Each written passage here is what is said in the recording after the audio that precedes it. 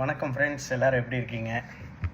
ஒன்றும் இல்லை, சின்னதாக இன்றைக்கி இந்த காந்தாரா ஃபிலிம் பார்த்தேன்.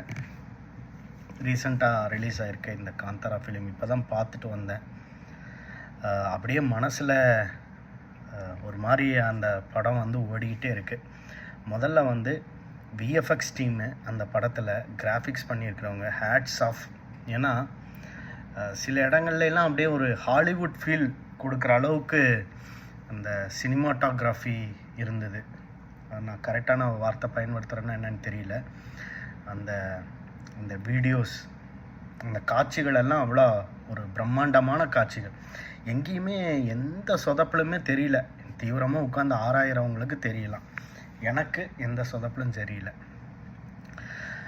படத்தை பொறுத்தளவுக்கு எப்படின்னா, ஒரு காட்டினுடைய மக்களுக்காக தெய்வம் வரதாகவும், அந்த தெய்வம் காட்டின் அந்த மக்களை காப்பாற்றுறதாகவும், அப்புறம் அவங்கள எப்போவுமே காப்பாற்றுறதுக்காக ஒரு குழந்தையை கொடுத்துருக்கிறதாகவும், அந்த குழந்தை பெரிதாகி அந்த மக்களுக்காக எப்படியெல்லாம் கஷ்டப்பட்டு அந்த மக்களுக்கு ஒரு நல்ல ஒரு வாழ்க்கையை உருவாக்கி கொடுக்கறதுக்கு போராடுறங்கிறத கதை. இதுக்கிடையில் அந்த காட்டினுடைய கலாச்சாரம், நம்மளுடைய வணிகங்கள் எப்படியெல்லாம் நடந்தது,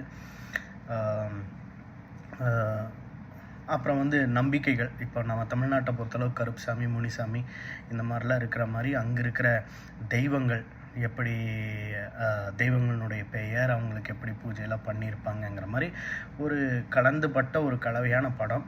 மொத்தத்தில் காடுகளில் இருந்த ஒரு ஃபீலிங், ஒரு காட்டுக்குள்ளே ஒரு க்ரீனரியான, ரொம்ப ஒரு ஸ்ட்ரெஸ்லாக இருக்கும்போது ஒரு க்ரீனரியான இருக்கிற இடத்துல நம்ம போயிட்டு வந்தோன்னா எந்த அளவுக்கு ஒரு நல்ல ஒரு ஸ்ட்ரெஸ் ரிலீஃபான ஒரு ஃபீல் கிடைக்குமோ அந்த மாதிரி ஒரு ஃபீல் கொடுக்கக்கூடிய படம்.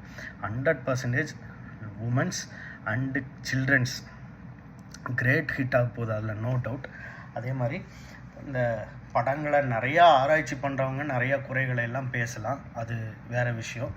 நிறைய குறைகளை எல்லாம் படங்களை ஆராய்ச்சி பண்ணுறவங்க பேசலாம், அது வேறு விஷயம். ஆனால் நம்மை போன்ற ஜஸ்ட் என்டர்டெயின்மெண்ட்டுக்காக பார்க்குறவங்க கண்டிப்பாக பார்க்க வேண்டிய ஒரு வரப்பிரசாதமான படம். இதையும் தாண்டி நம்ம ஒரு கலாச்சாரத்தின் மீது மதிப்பு, அந்த படத்தின் மூலியமாக சொல்ல வர மெசேஜு, அதாவது அடிமைகள் இருக்கக்கூடாது, அதே மாதிரி ஒரு காட்டில் உள்ளவன் நகரத்தில் இருக்கிற மன்னனை விட ஒரு நாகரிகமான ஒரு மனப்பான்மையோடு இருக்கிற மாதிரி கதைகளை சொல்லியிருப்பாங்க. மனதளவில் ஒரு பெரியவனாக இருக்கிறாங்கிற மாதிரி அதெல்லாம் ஒரு சிறந்த ஒரு கதைக்களம்னு வச்சுக்கோங்களேன். அதெல்லாம் தாண்டி இந்த படத்தில் எனக்கு குறைகள்னு தெரிஞ்சது 2 விஷயம் தான். கொஞ்சம் பேக்ரவுண்ட் ஸ்கோர் நல்லா இருந்திருக்கணும்.